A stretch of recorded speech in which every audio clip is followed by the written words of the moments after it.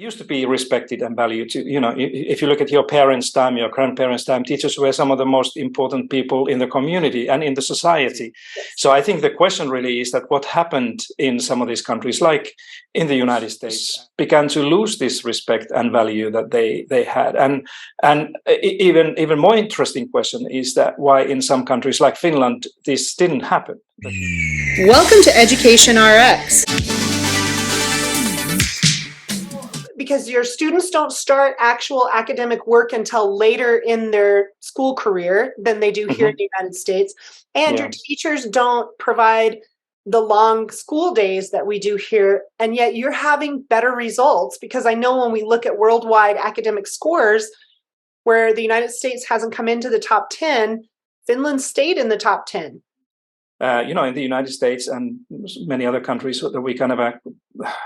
we are stealing the childhood away from them by insisting that they have to go to preschool and kindergarten younger and younger. And in America and here in Australia is that children play much less than they used to. For example, much less than their parents did. And many children see this as a kind of a fundamental problem and challenge for them in growing up healthy and happy. I would issue a kind of a directive that everybody, every parent and every educator and every prime minister and president should, think much harder about children, who they are and what they need to grow up happy and healthy, and what is childhood, what should we do, and then think about education systems accordingly. And I think most teachers will teach about 800 hours for the school year, 600 hours for the school year in Finland. But here in the United States, it was almost double that. It was like 1,200. Because teachers are teaching 6 hours a day versus maybe 4 hours a day in Finland, they're exhausted. The cold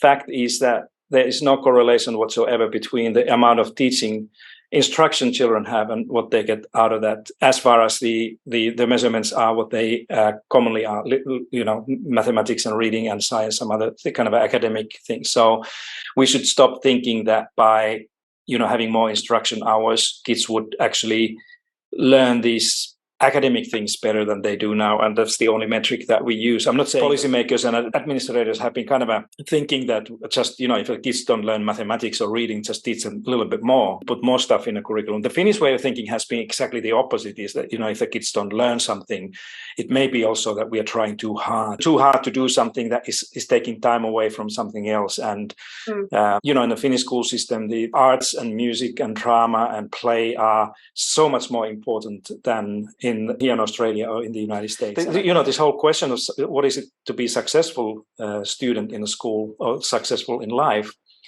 is something that varies a lot from country to country. And I think Finland is much more about, kids understanding who they are, what they're able to do, what their curiosity and interests are. Somewhere else, it's more about what your test score is or how high you are in the league tables or ranks compared to other students. And we may not have all the answers, but we're looking for people who have a piece of the solution puzzle. It takes all of us to turn things around. This is Education RX.